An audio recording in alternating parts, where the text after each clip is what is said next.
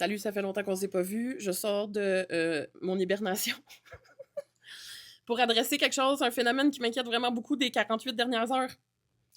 Dans le webcam, dans les 48 dernières heures, il y a 2 extraits promotionnels de contenu relié au diffuseur Radio-Canada, le diffuseur public, qui ont été supprimés des réseaux sociaux suite à des vagues de commentaires négatifs à différents degrés de haine, de violence en ligne. À titre informatif, d'abord, ça veut pas dire que c'est directement l'équipe web de Radio-Canada qui est en charge de ces comptes-là. Ça peut être des équipes reliées aux producteurs des émissions, ça peut être des équipes reliées directement aux émissions. Je ne saurais le dire, on le sait pas trop.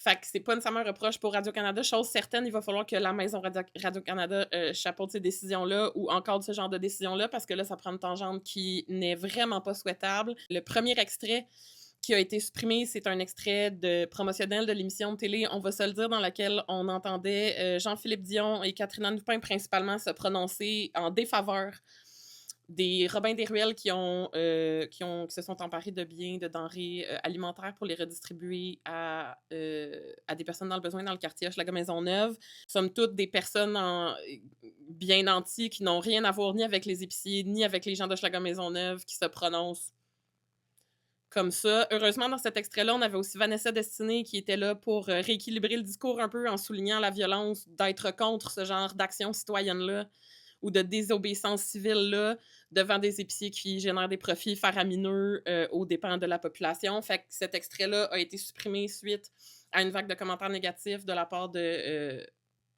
militants. Le deuxième extrait qui a été supprimé, c'est un extrait de la chronique de l'autrice Élisabeth Lemay, l'autrice féministe Élisabeth Lemay, qui a reçu d'ailleurs en 2025 le prix Jeannette Bertrand, le prix littéraire Jeannette Bertrand. Donc, Élisabeth Lemay, femme brillante qui faisait une chronique pour encore une fois souligner le problème des violences genrées suite aux nombreux féminicides du début d'année. Le tout en tenant le propos que la crise de la solitude masculine, c'est peut-être une bonne chose. Et là, il y aurait une analyse vraiment plus profonde à faire en comparant les cas. Malheureusement, je peux pas le faire parce que là, j'ai plus accès à ces sections commentaires-là parce que les contenus ont été supprimés, fait que je pourrais pas aller très, très en profondeur. Chose certaine, il y a un dénominateur commun dans les 2 contenus qui ont été supprimés. Et c'est celui-là qui m'inquiète, c'est-à-dire que là, les émissions, ces programmes-là, reliés au diffuseur public de Radio-Canada, viennent de passer facilement le message que s'il y a suffisamment de haine en ligne, que c'est suffisamment organisé, puis qu'il y a suffisamment de commentaires négatifs, c'est eux qui gagnent. Fait que je sais pas ce que vous comptez faire, Radio-Canada. Sauf que depuis aujourd'hui, vous pouvez plus vraiment publier quoi que ce soit. Et là, ce qui est un peu dommage, c'est que pour le grand public, en tout cas moi, de la manière que je l'interprète, c'est que habituellement, quand on supprime ce genre de contenu-là, c'est habituellement pour protéger les invités. L'enjeu, c'est que c'est pas ça le résultat.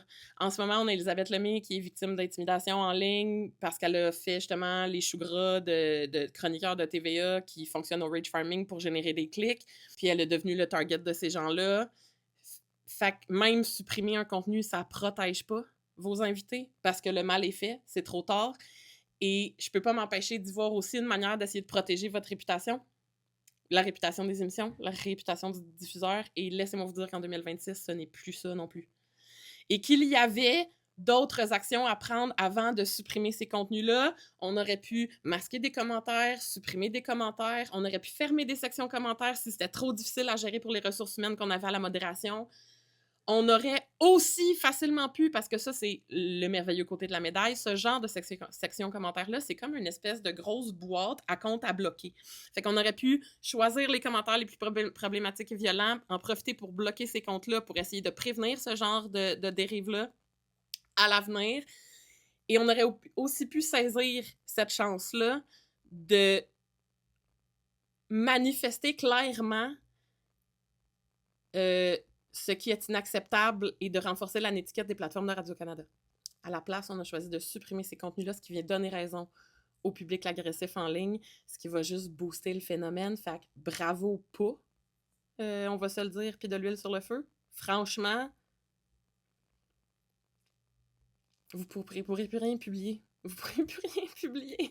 Qu'est-ce qu'on fait? Il va falloir assumer les choix qu'on fait à la programmation. Bref, c'est hautement inquiétant. Céder au bullying en ligne. Inquiétant. Mauvais choix de la part du diffuseur public. Terrible.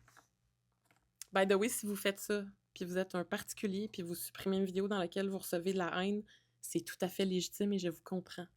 Vous n'avez pas encaissé ça. Mais vous n'êtes pas le diffuseur public. C'est tout bye.